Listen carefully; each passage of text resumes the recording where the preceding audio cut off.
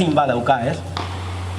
Eta hala ere, beraiek hori jakinda ez dute askatzen, ez? Hori beste hizkuntz batetan edo beste herri batetan izen badauka.